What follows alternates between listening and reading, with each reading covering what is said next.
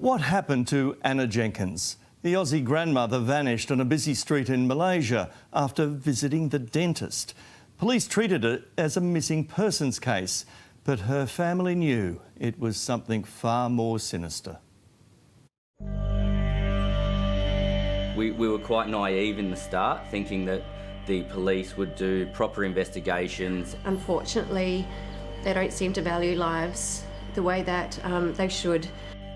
Anna Jenkins disappeared without a trace on a busy street in the middle of the day, never to be seen alive again. She was such a caring, gentle soul.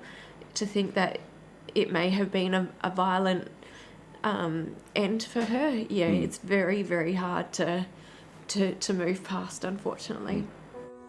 Anna's remains were found discarded in the rubble of a construction site.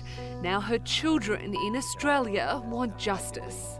We want them to have empathy, compassion, and actually do the job they're getting paid to do. Greg Jenkins and Jen Bowen say their mother Anna was as kind and loving as they come. She was a really gentle, beautiful soul.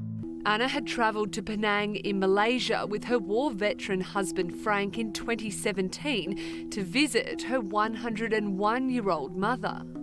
They usually go anywhere between 2 and 4 times a year just to visit Grandma. Frank suffers from dementia. Anna was his full-time carer. On the day she disappeared, Frank had stayed at their hotel to rest, while Anna went to a dentist appointment. She was then supposed to visit her mum, but never arrived at the nursing home. Dad contacted me from Malaysia. He contacted me back here in Adelaide to say that Mum hadn't arrived home. We spoke to a devastated Frank in 2018, desperate for answers of where his beloved wife of more than 50 years was. Why didn't you turn up to the nursing home? Because that's the main reason that we went over there. CCTV captured some of Anna's last movements. Here she is leaving her hotel in Penang on December 13 at around 2:45. That's Frank on the left-hand side seeing her off. Staff call her a taxi, which drives across town to her dentist. She has one tooth pulled and a couple of fillings.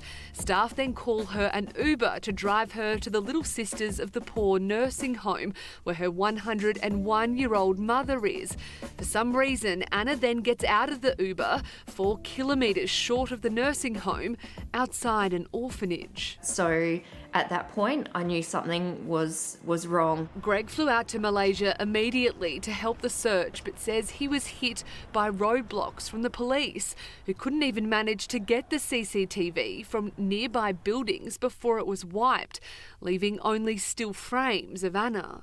No statements were taken from Dad, no statements were taken from me or from anyone in the area where she was last seen. And I believe they even said to you, a missing person is not a police matter, is that right? Yeah, that's correct. That come from the Criminal Investigation Department to say that there was so many missing persons in Malaysia, and missing persons are a family matter, not a police issue.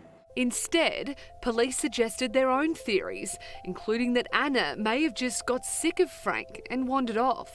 Wild theories like Mum's had anaesthetic after the dentist. She just wandered into the jungle. They said there's bananas in the jungle. She's fine.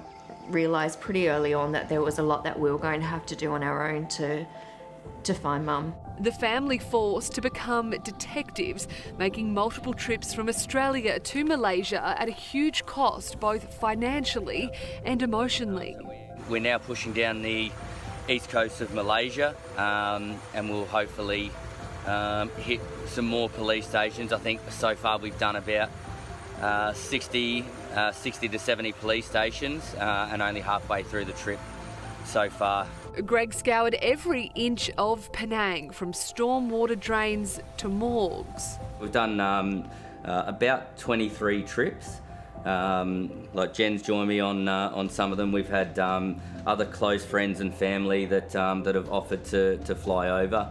The family even hired their own investigative team, Panoptic, made up of ex-military and police, trained to find missing people.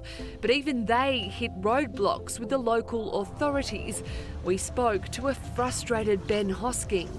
I don't know if they've made their minds up as to what they think the outcome's already been and they're not going to put any more effort into it, or it's incompetence or a lack of training. Then last year, after 3 years of exhausting searches, a breakthrough. It was pretty hard. Greg received a tip-off that remains had been found near a multi-million-dollar construction site. It was just 500 metres from where Anna had gone missing. I carry that failure because, if I would have pushed, 100 more metres in, I might have found her alive. This is heartbreaking vision of Greg searching through the rubble, piece by piece.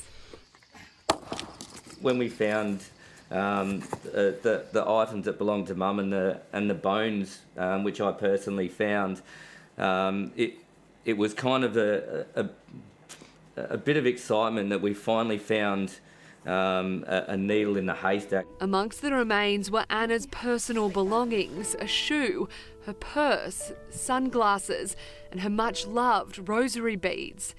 Jen then had the job of telling her father, who is now in full-time care, the devastating news. I sat him down and I held his hand and I said, "Mum's been found, Dad," and he just knew that she wasn't coming home. The family was hopeful after the discovery of Anna's remains it would be the catalyst for police to launch a full investigation in Malaysia. Greg filmed this video of officers scouring the site where his mother was found, but the action was short-lived. The forensic team came out, and as soon as they discovered a few more bones and Mum's teeth, they closed the case. On her death certificate, Anna's death is simply listed as undetermined. But Greg and Jen aren't giving up their fight to find out what happened to their mother. We're just trying to, just get just someone in Malaysia to care enough to go, what happened with Mum is not right. Adelaide politician Frank Pangallo raised the Jenkins case in Parliament last week. Their continued frustration and distress have been compounded by what can only be described as the apathetic incompetence by local Malaysian authorities. He called on the federal government to talk with its foreign counterparts in Malaysia and urged them to start a formal investigation. What is particularly disturbing and shameful about all this is that nobody seems to care about what happened, especially when foul play, murder, is highly likely. The Penang police chief has now confirmed an inquest is in the works, defending his officer's investigation. When the skeletal remains were found on August 11 last year, we resumed our investigation after the case turned cold in 2017. I also extend my invitation to the AFP to assist, as Australia is an advanced country. Perhaps it can help us too. The Jenkins family still hasn't been able to bring Anna's remains home. They want justice first. Only then can they finally lay Anna to rest. Trying to say, just care enough to do something. Gee, you've really got a feel for that family, haven't you? The Australian Federal Police have confirmed they've met with Malaysian authorities. They won't comment about any future role they may have.